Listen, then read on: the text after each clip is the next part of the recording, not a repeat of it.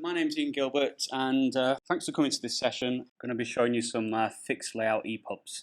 This is a format that's been out a while, but in terms of InDesign, it's only been possible in the CC 2014 edition and beyond. So I just want to give you some kind of the main features of the fixed layout EPUB.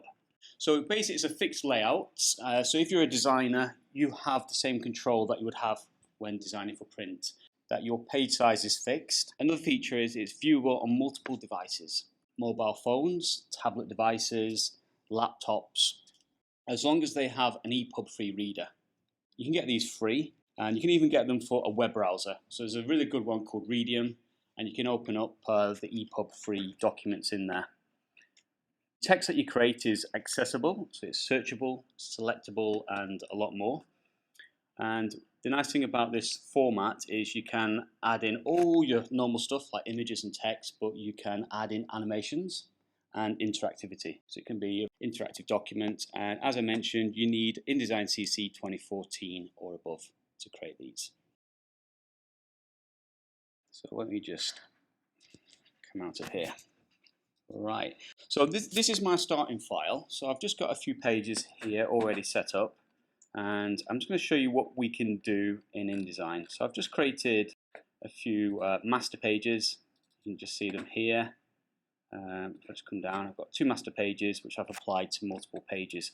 So we're using all the print-based stuff that you would usually use, but we can also add in the animation stuff. So let me start off on page 1. So on page 1, what I want to do is add in an animation onto page 1. So the first thing I'm going to do is just bring in my content. So I'm just going to bring in a picture. Okay, I'm just going to drag it out. Okay, I'm just holding down the shift key here so I get control over the frame that's bringing in. And then I'll just get it to fit. And I usually use loads of keyboard shortcuts, but I'm just going to use the menus just so you can see what I'm doing a bit clearer. So I'm just going to get the picture to fill proportionally into that frame, and I'm just going to just reposition it a little bit. And I'll just get the image to display a bit better because it looks a bit kind of dodgy at the moment. So I'll just increase the display performance. Right, so let's add some text in, which I'm going to animate. So I'm just going to drag out a text box. And so recently on holiday I've been to Anglesey, so I thought I would base this little presentation on the holiday. So I'm just going to type in there discover. I'll just center it by pressing Command Shift C. And because you have InDesign CC, you've got access to all the kind of web-based fonts. So you can use all these typekit fonts that you can download into InDesign. So I've got one here that I'm going to use. That's come from the typekit. So basically what happens is when you publish this, you embed the fonts into the EPUB. And all the typekit fonts have the license to do that. So you can, just by clicking on Add Fonts here, from the typekit, you can choose, there's thousands of fonts you can bring in, and then you're free to use them. So I'm just going to use some of those for this. Okay, I'm just going to type in here Anglesey. Yeah, nice and big. Just center that. And what font was I going to go for? I'm going to go for this one here. Okay, so these are my two fonts. My two bits of text, and now I'm going to animate them. And animating is really, really easy in InDesign. So I've got the animation panel over here. Okay. I'll start off with the Discover text. So I've got it selected, and in the animation panel, I can just choose a preset here. So there's loads of pre-made animations. So I'm going to have this fly in from the top. So that means it's going to end up where I've put the text. It's going to start here at the top of this green line, and it's going to animate downwards. Now, what I'm eventually going to do is have the image on top of the text, so the text will kind of reveal from underneath the image. But just before I do that, I'm going to set up the animation. if I click here, this is called the Show Animation Proxy, and this grey box here represents where it's going to start animating from. So you can see it's kind of way up, out of the way at the moment. So if I grab this white selection tool here, I can click on this green line, which is the motion path, and I can tell it just by dragging to start somewhere else. So I'm just going to move that down, and if I click away, click back on, I can see it's been moved down. Maybe I'll just move it down a little bit further, like so. So that's a better position from where it's going to start. So it's going to start where the grey box is and end up down here. Now I'm just going to change the duration. I'm going to make it last a little bit longer. I'm just going to go for about 1.5 seconds for that text to animate. And then I'm just going to test it. So there's lots of panels that have this little icon at the bottom. And if you click on the icon, you can just preview your page. So if I click on that, it's going to open up the EPUB preview window. And I'll just make it a lot bigger, just so we can see it, stretch it out. So I'm just going to get it to replay that because we missed it because it's really small. So if you hold down the Alt key, you can just hit the play button here and it will just replay. So I can see my text animating down. And there's a keyboard shortcut to kind of hide and show this panel, which I'm going to use, which is Alt-Shift-Enter. So I can quickly hide and show it. So I've got that text coming down. For the Anglesey text, I'm going to have it starting from the bottom and coming up. So again, I just need to select it, choose a preset, flying from the bottom, and I'll just give it the same duration as the last animation, so 1.5 seconds to animate in. And then I'm just going to see where this animation proxy is, and then using the white selection tool, I can just move it up a little bit. Just click away, click back on. Yeah, that's good. So it's going to start just off the page and animate in. So I animated the Discover text first, and then I animated Anglesey. So if I test it by doing the Alt-Shift-Enter, I will see that Discover comes in first, then Anglesey afterwards, because it's basically set up on the way I've animated it. But what I want them both to do is animate at the same time and kind of end up in that position, as you can see.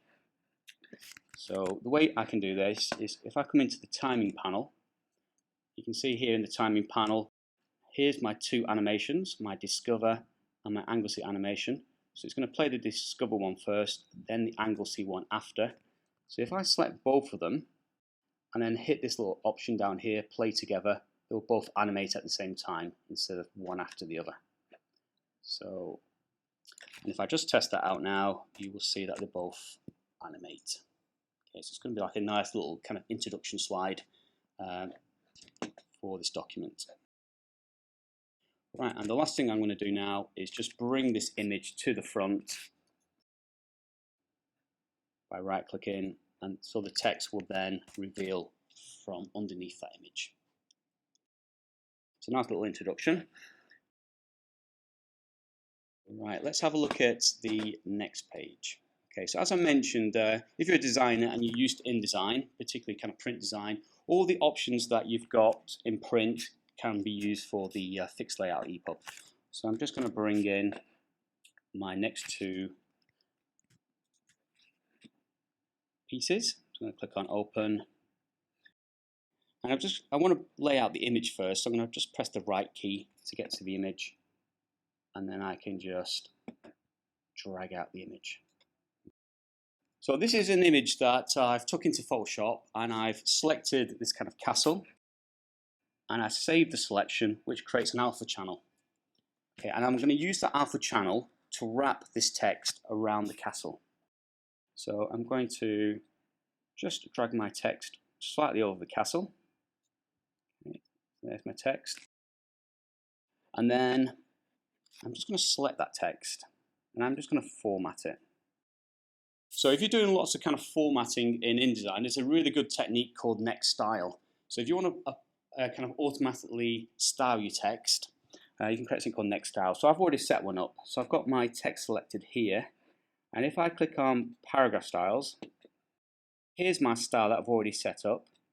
If I right-click on it, And I'm just going to choose Apply Heading, Next Style. And what it does, it goes through a sequence of paragraph styles. It will format my text. A really handy way of making your text consistent. So I'm just going to click on that, and you can see there it's automatically applied one style to this bit of text here. This bit of text has got another style, and then this one here has another style. Good way of formatting your text. Right, so let's do the text wrap. So I'm going to click on the image here, and I'm going to come over to the text wrap panel. I'm going to click on this little option here. This is for kind of irregular shaped objects, like the castle is. Click on that, and then I'm going to just make sure down here it says alpha channel, and I can just increase the offset, which will move the text away. Okay. So it's picking up the save selection that I created in Photoshop, and it's using that to create the alpha channel. I was going to hit the W key so we can see that without all the guides and stuff. Right, so what I want to do with this bit of animation here, I just want it to, with this bit of text here, I just want it to fade in. So I'm just going to click on this text, back in the animation panel. I'm going to change the preset here to fade in. And then I'm just going to toggle open the properties and just make sure it's set to from current appearance. And you get this kind of little butterfly here at the top. It gives you an idea of what you're going to get. So when I put my cursor over, I can see that it's going to fade in my text. And I might just change the duration so it doesn't go too quickly. So if I just test it out, you can see it just fades in. So just kind of add something, hopefully, to the document, make it a bit more interesting. Right, let me close that one down. So what's kind of really good about this EPUB format, it contains lots of stuff that not all the other formats can handle. So for example, like the animation that we've done on page 1, if I've animated it in and then make it into a PDF, the PDF wouldn't allow the animation to work. So it's kind of almost like the perfect format, and it allows you to do pretty much everything. For this next page here, I want to get the user kind of engaged. I want them to click on something. So I want it to be more of an interactive page, this one. So I've got a full-size image, and what I've done in Photoshop, I've took that image into Photoshop, I've kind of blurred it almost. I've used a mosaic filter, which has made it really pixelated. And then I've chopped that image up into 12 pieces. So I've got the original image, and then I've took that, split it up into 12 pieces. So what I want the user to do is click on the smaller images to reveal the bigger image. So we're going to do like a little reveal kind of page. So if I select all the content for that, so I'm on page 3. So there you go, they can see my full-size image. And then here are all the little mosaic images that make up that image. So I'm just going to select all those, click on open. So I'm just going to drag out the full-size image first, just like so.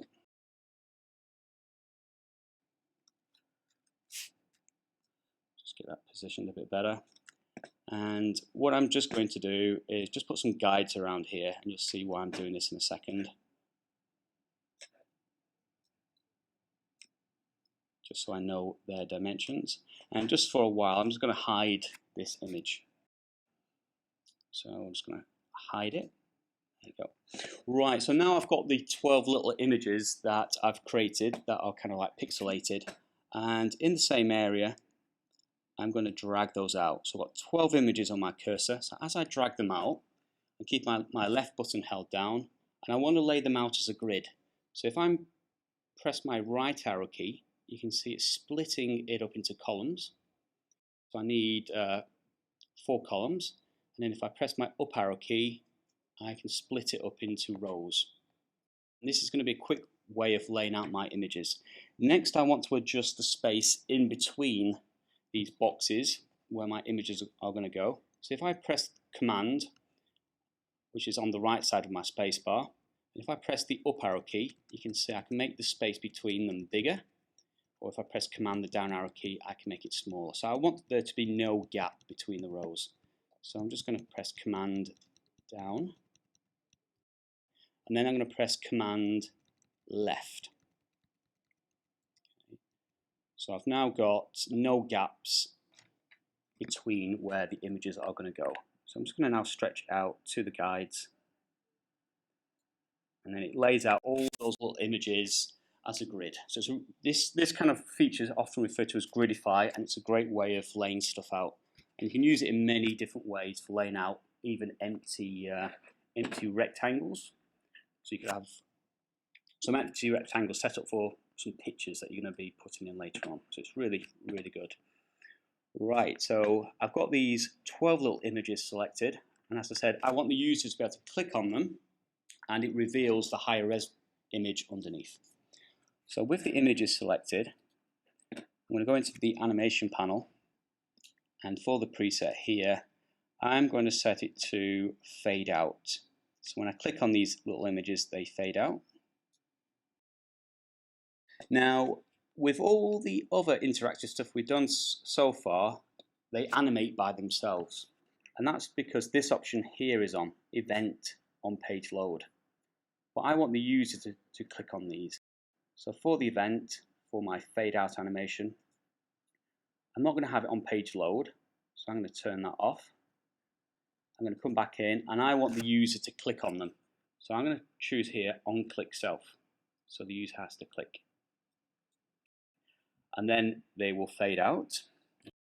Now what's going to happen, I'll be able to click on, let's say this image here, it will fade out, but if I click on it again, it will kind of fade out again. It will kind of reappear and fade out. And so that doesn't happen, down here, visibility, I'm going to choose hide after animating.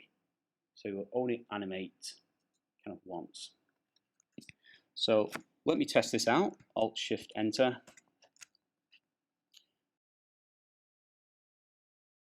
So I can just click, and you can now see that they fade out.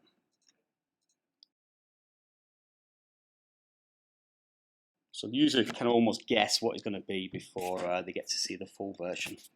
So now if I just come back into my layers, and I'll just show the high-res image again, and then when I test it again, this is basically what's going to happen. They're going to come in and reveal the Menai Bridge.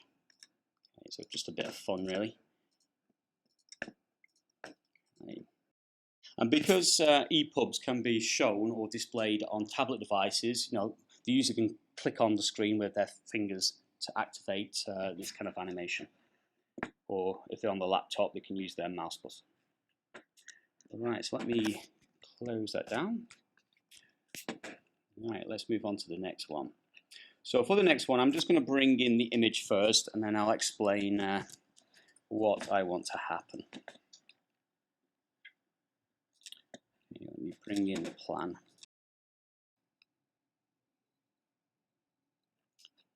Right, let's drag in that plan. Right. Okay, so this is a map or a plan of Bookmarks Castle in Wales, and I want the user to be able to click on different parts of the castle, and over on the right hand side I want it to display the information relative to the castle. So the first thing I'm going to do to the plan is I'm just going to lock it in place just by doing a right click on lock, just so it doesn't move. And then I'm going to start creating a button that the user can click on either with their mouse or with their finger. So I'm just going to draw out an ellipse, something like that. I'll just move it into a better place, and I'll just change the color to maybe green. I'll just get rid of the stroke, and I'm just going to drop the opacity down a bit so the user can see the castle a bit more. So basically we're going to create a button. You can create a button out of almost anything. It can be shapes, images. So I've got the shape selected, and I can come into the buttons and forms panel here. I'll just drag that over. And I'm just going to click on this icon here, and it's going to convert it into a button. And you'll see what it does. It creates something called a normal appearance. So this is how the button would look normally when your cursor, your finger, is nowhere near the button. Next, I'm going to click on the rollover appearance. So this is how your button will look when your cursor goes over the button. So with the rollover appearance selected, I'm going to come into my color panel, and I'll just change the color. Let's go maybe for an orange color. And then my next appearance I'm going to set up is the click appearance. So that's when the user actually clicks on the button. And I'll go for a red. Okay. So all I'm doing at the moment is creating kind of visual feedback for the user, so they can see how the button is kind of working, if it's interactive or not. So you can see here, if I just click through the different appearances, you can see what colors we're going to get. So I'll just test that out for you so you can see that working. So I've got my button here, that's my normal appearance. When I put my cursor over, it changes color, and then when I click, it changes color as well. So it's just kind of visual at the moment. Okay. Yep. It will, yeah. For the iPad, so you would have just the normal and then the click. For the iPad, you wouldn't see the rollover. Yeah, it won't turn up. Yeah, so you just literally just kind of click on it, and you'll just see the red color. Yeah.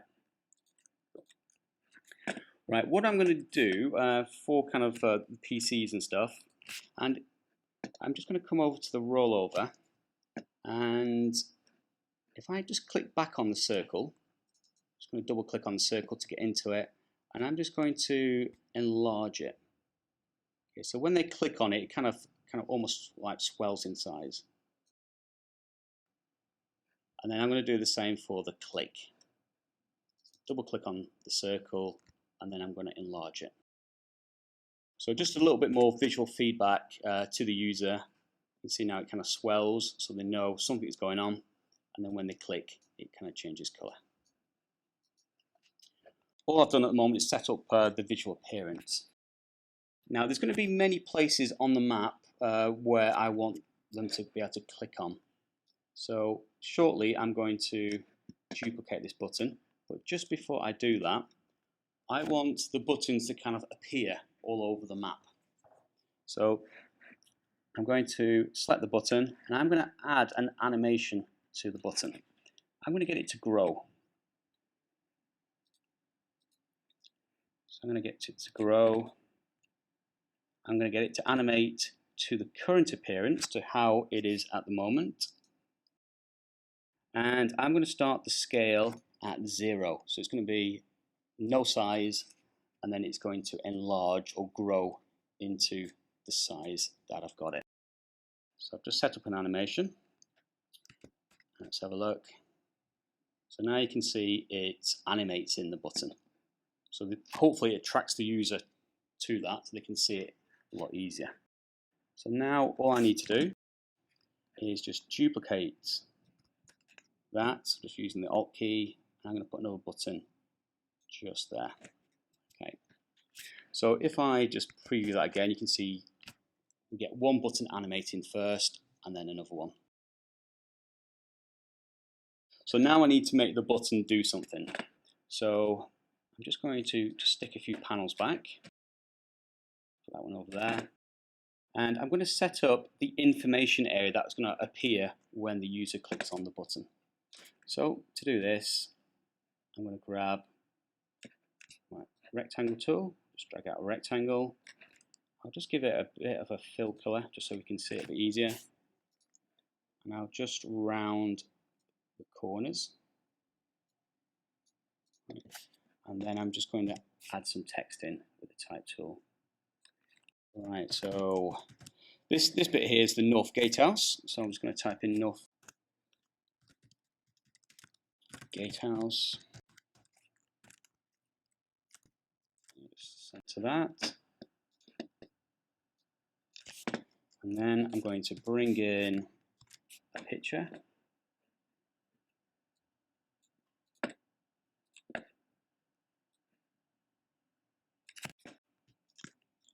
And and then I'm going to put some text there. Okay. So I'm just going to use some placeholder text just to mimic some real text. Okay. Right, so that's one of the info panels that I'm going to have pop up shortly. And I'm just going to duplicate this to create the other one. So I'm just going to change the text. And this is going to be my corner tower.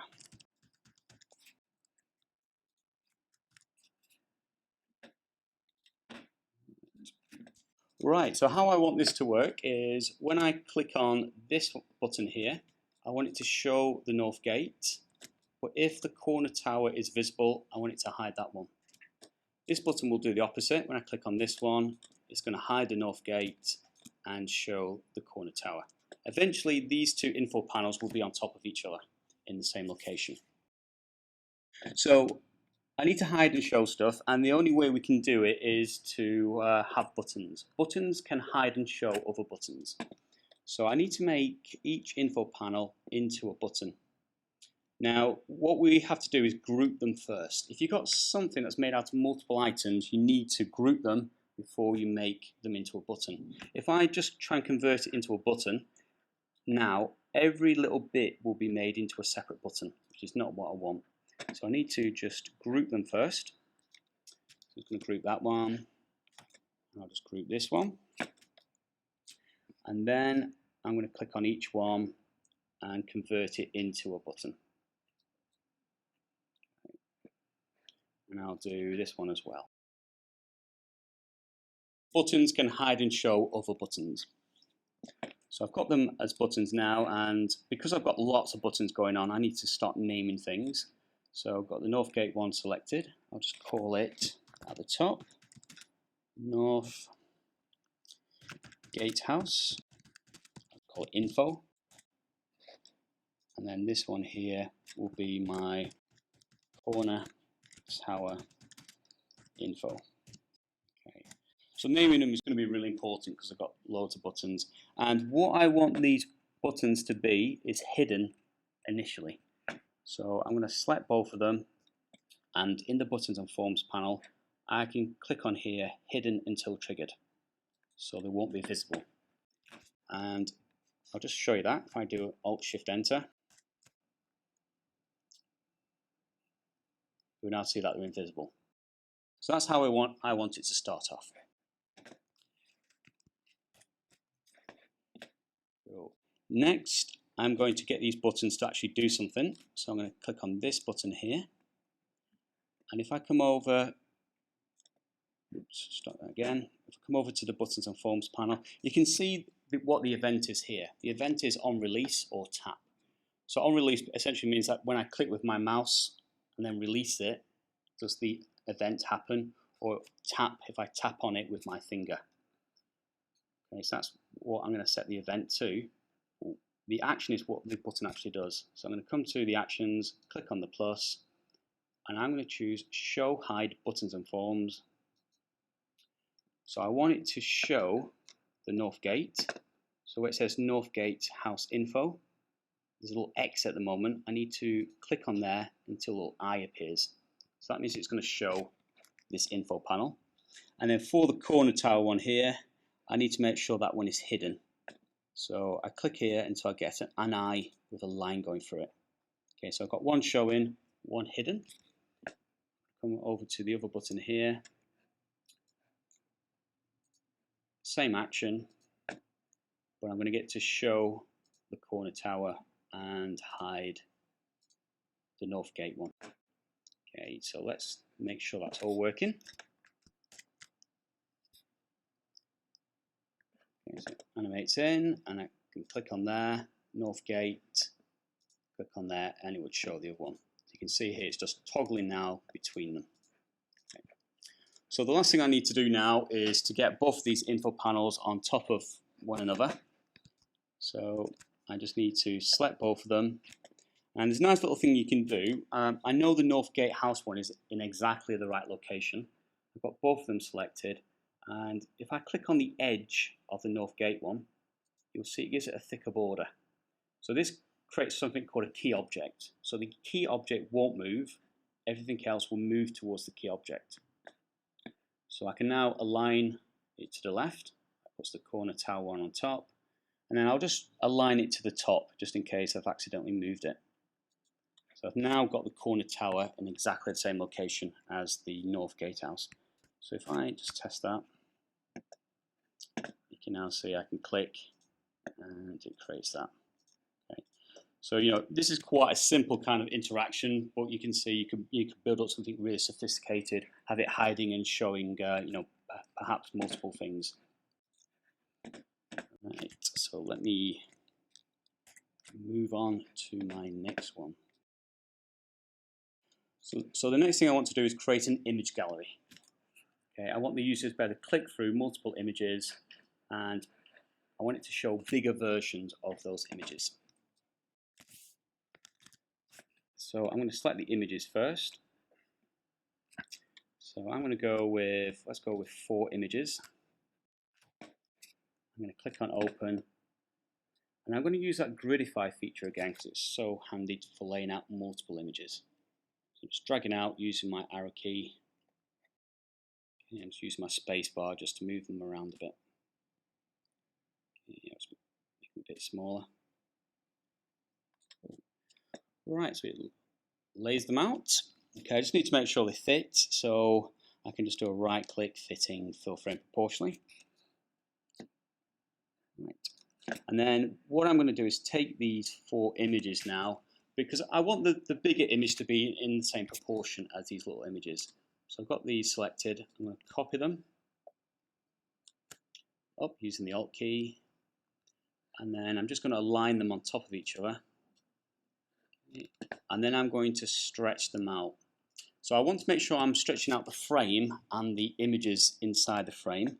So if I hold down the Command key, or that'd be the Control key on Windows, and the Shift key, I can just drag them out. So the Command key is making sure I scale the image and the frames proportionally, and the Shift key is making sure I don't distort them. Okay, so I've got them on top, and now I can just move them up. Good. These little images at the bottom are going to be buttons, and they will show me the relevant image above. Because here I've got 4 images stacked on top of each other. Alright, so I'm going to set up the buttons first. I'm going to select all the images and convert them to a button. So all 4 little images become a button. And then what I just need to do individually is just go in, and I'm going to set up a rollover. Or I can do a click as well, but I'm just going to do a rollover. So I'm going to click on rollover, and just so the user gets some kind of indication that they've clicked on something, I'm just going to add a stroke to it. That's all I'm going to do. So I'm going to come in, add a stroke. I'll just make it black, and I'll just make it a little bit thicker. So I just need to go to each one to do that.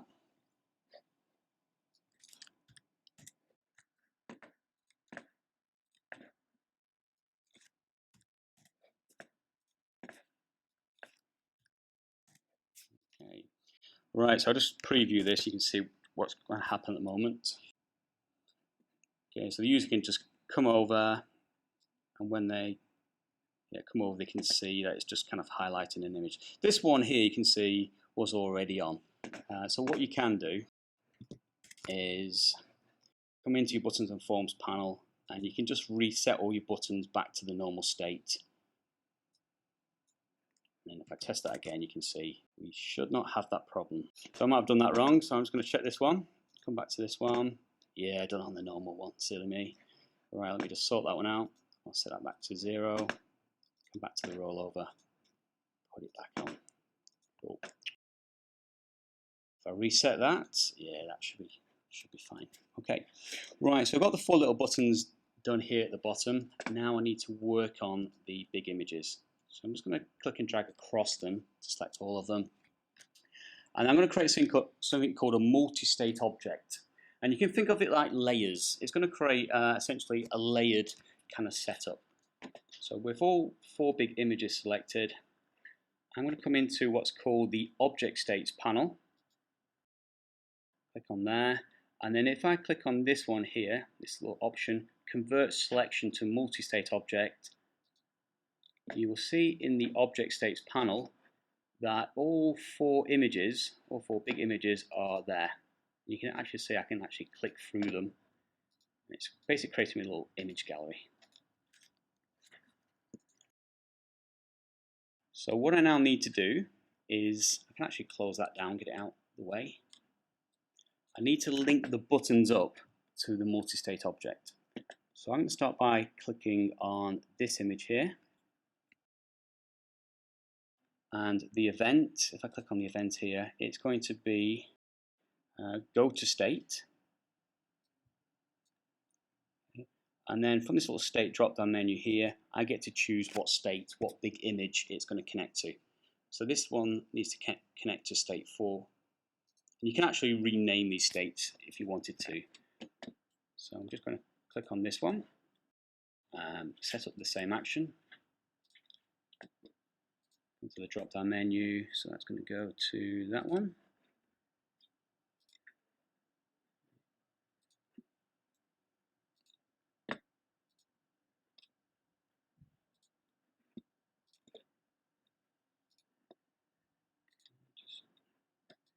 And finally, the last one. Right, so I've got all four little images, four little buttons connected now to their relevant big images, and I'm just going to test it. And let's see if it works. So if I now click, you can see it's now going to show me the big images.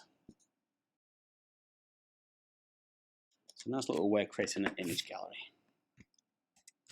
And just want to show you quickly, if you have loads of images, loads of big images, what you could do instead is, let's say I just create a rectangle.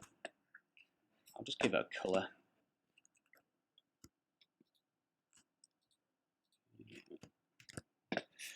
Right, and I'll just convert that to a triangle.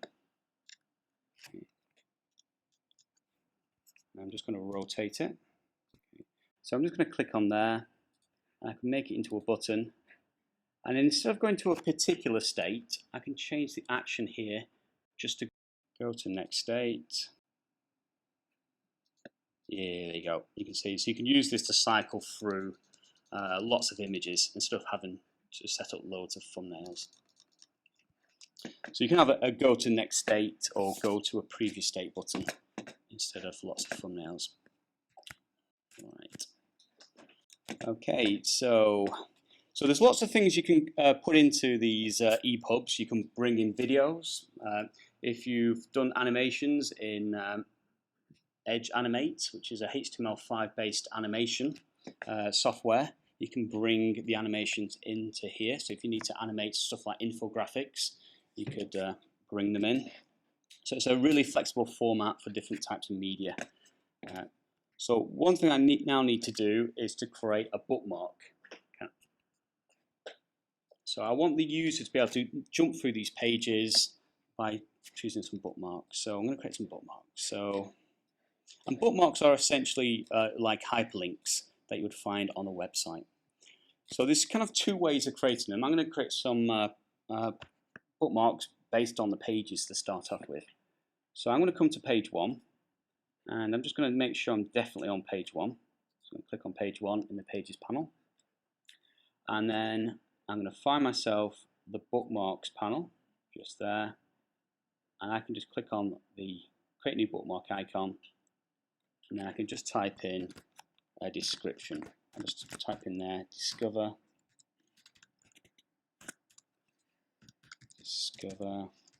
angle C. So the text that I'm typing in now, that is what the user can see, and that'll be what they'll be using to navigate through this fixed layout EPUB. Right, so that's that page done, page 1. I'm just going to come through page 2, create another one. So that's going to be my Bookmarks castle. Now, I have found that sometimes you have to really check these to make sure it has actually picked up the right page. So just before I do any more, I'm just going to double check just by double clicking. Okay, so I can actually see that's going to the wrong page, so I need to set that one up again. Okay, so sometimes it does this, so I'm just going to delete these, and let's give it another go. So I'm going to come back to page 1, and I'll just try clicking on page 1 this time. Okay, and I'm just going to create them again.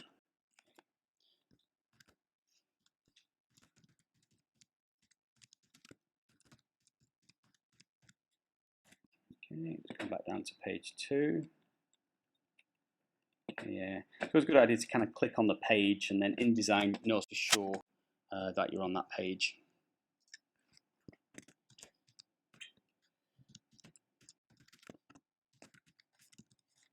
Okay, so let me check them again. Yeah, that one's working. Brilliant.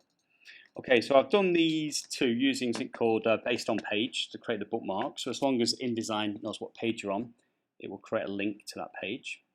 Now this one here has got some text on, so I'm going to use the text to create the bookmark. So just grabbing my type tool, I can highlight the text, and if I create on the bookmark icon this time, it picks up the text for the bookmark. Now what I can see here, the one it's done like a child bookmark. It's put it underneath the Discover Anglesey. So if I just undo that, oops, undo that one. Let me just get rid of that one. I'll tell you what I can do. Instead of undoing it, I can actually just drag it out. Should be a better idea. I'll get rid of that one. Right. Okay, so I've got a text-based one now. So I just need to make sure nothing's selected. I'll come down and do this one. Interactive plan. Bookmark that. And finally, the image gallery. Bookmark that. Okay, so I've made now essentially a table of contents by using bookmarks, so the user will be able to navigate through the pages, and you'll see that very, very shortly. So my last task now is to export everything out. So I'm going to do a file, export, and for the format, I'm going to make sure it's an EPUB fixed layout. I'll just save this onto my desktop. I'm going to hit save. So just to give you a little bit more information about an EPUB is essentially it's HTML, CSS, and JavaScript. So it's the same kind of content that you would get in a web page, and it's going to bundle it all up for you in the EPUB format. Alright, so it's just a few things I need to do here. So I need to export all the pages out. Now page 1, I'll just come out of there for a second. Page 1 is this one here, but you can have a cover page as well. So a bit like a normal book. So I'm going to give it a cover page. So I'm going to just export it again. Right, so there's two options to create a cover page. You can either rasterize your first page, so it will rasterize this page, just convert it to an image. So your animations wouldn't work on the cover page, but on page 1 they would. But what I've already done is I've created a cover image in InDesign and exported it out as a JPEG. So I'm going to choose that.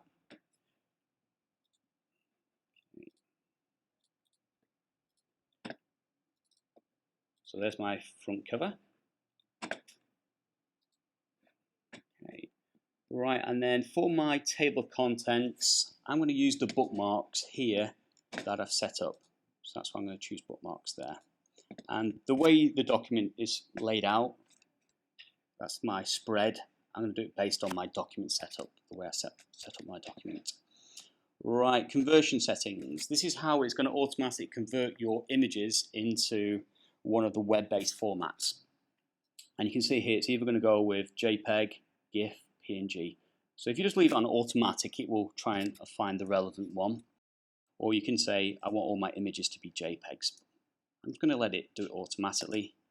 And then you can choose the settings for those formats. If you're a bit of a coder, what you can do is you can create your own CSS and you can upload it to control the different styles. And you can do stuff with JavaScript. I'm not going to do that. and then the metadata. Okay, so you can fill in information about your document. So if you're going to publish this kind of stuff, you can buy fixed layout EPUBs on different bookstores. So if you're just doing that, you would have to fill in this information. All right, so the last thing I need to do is just come down to my viewing apps. So you can set up which app you want it to open up in. So I'm on the Apple Mac here. So I'm just going to let it do iBooks. Okay, so let's have a look. So when I click OK, it's going to give me this little warning here, and that's basically because when I was creating the gallery, I've had lots of images stacked on top of each other, and it's just telling me that I've got some overlapping images, which I know about. So I can click OK. It's not going to affect how it works. It will work exactly the same. So it's just going to open it up in iBooks shortly.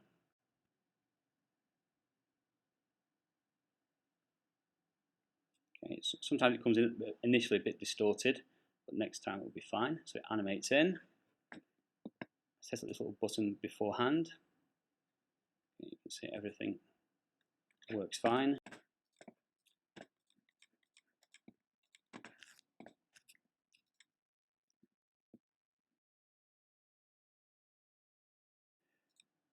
Interactive plan, here's my image.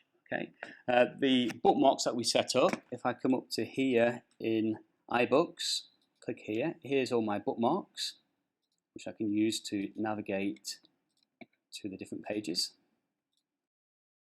And with these EPUB kind of software, it often comes with its default ways of navigating. So if I just come back a few pages and put my cursor here, you can see I can use its method of navigation. So I think this is a really good format, as long as they've got an EPUB-free reader, and you can put pretty much whatever you want in it: animations, interactions, videos, animations from other applications. So I think it's a really good format, and in many ways better than stuff like PDFs, where you can't have stuff like the image gallery in, you can't have animations in. You can have buttons in PDFs, and that's about it. And the only kind of other format that is quite like this is the Flash format, which has kind of support for all this stuff, but there's obviously issues with Flash. Some people don't want to use Flash. So I think this is a great alternative, giving you a mixture, kind of a combination of Flash and PDFs.